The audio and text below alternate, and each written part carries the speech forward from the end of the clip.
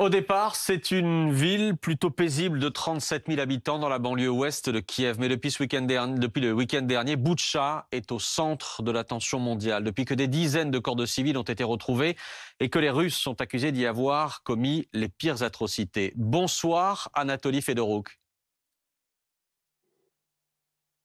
Merci d'être en direct avec nous ce soir sur BFM TV. Vous êtes le maire de Boutcha, Anatoly Fedoruk, quasiment une semaine après la découverte des premiers corps. Avez-vous ce soir une idée plus précise du nombre de victimes civiles dans votre ville ?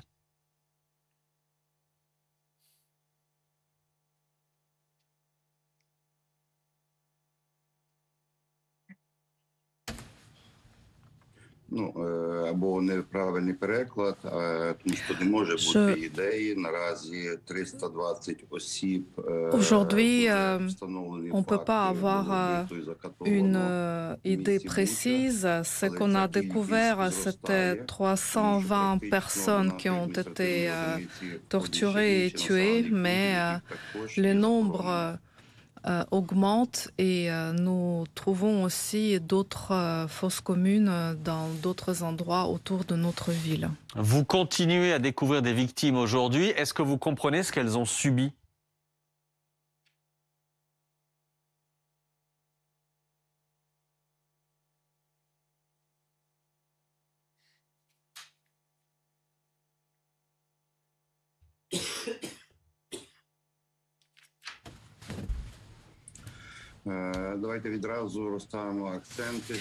On va mettre les accents. Un certain pourcentage ont effectivement été tués à cause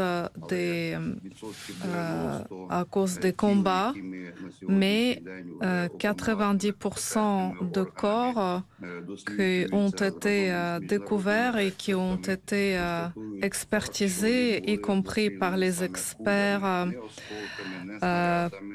internationaux, ces personnes n'ont pas été tuées par des éclats d'obus, mais bien par des tirs, Donc, il y a eu des personnes qui ont été tuées à la nuque avec une balle. Ces personnes ont été tuées par les balles, notamment à la nuque. Notamment, il y avait des personnes avec les mains liées et donc montrent des traces de torture avant leur mort. Anatoly Fedoruk, il y a une polémique aujourd'hui en France parce que l'ambassade de Russie en France a publié une photo de votre ville, de Boutcha, en expliquant que c'était en réalité un plateau de tournage, que c'était comme au cinéma. Qu'est-ce que vous répondez aux Russes qui accusent les Ukrainiens de falsification et d'avoir inventé ce qui s'est passé à Boutcha ?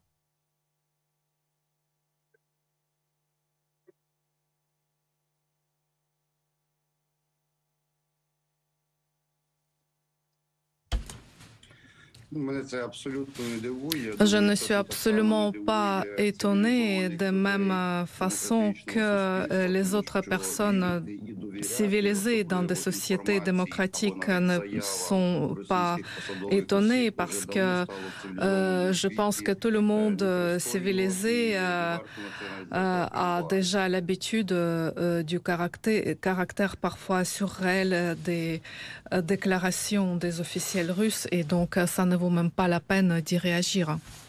Vous le disiez, l'enquête a commencé. L'une des questions, c'est de savoir qui a commis ces atrocités à Boutcha. Il y a un nom qui est revenu ces dernières heures, celui d'un commandant russe, Omur Bekov, et de sa 64e brigade qui aurait été présente à Boutcha. Est-ce que vous avez des informations sur cet homme, sur cette brigade et sur ce qu'ils auraient pu faire dans votre ville ?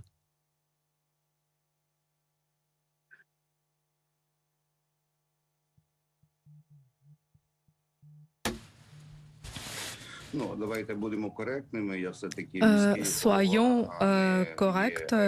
Je suis le maire et je ne suis pas un expert de ces questions.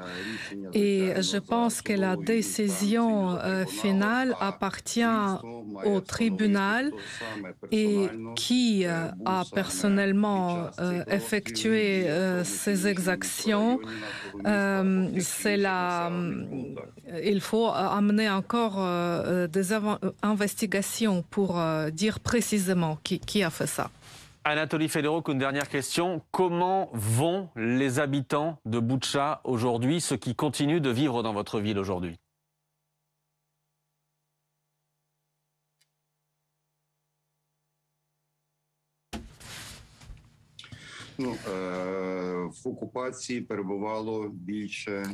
Pendant l'occupation, il restait un peu plus de 3000 personnes sur place. Effectivement, ils sont atterrés par les horreurs qu'ils ont vues, mais nous sortons graduellement de cet état de choc et commençons à travailler sur le renouvellement des infrastructures et nous espérons du soutien vis-à-vis de l'Ukraine dans ce travail de reconstruction de la part de nos partenaires. Merci beaucoup, Anatoly Fedoruk, d'avoir été en direct ce soir avec nous sur BFM TV. Merci beaucoup, monsieur le maire.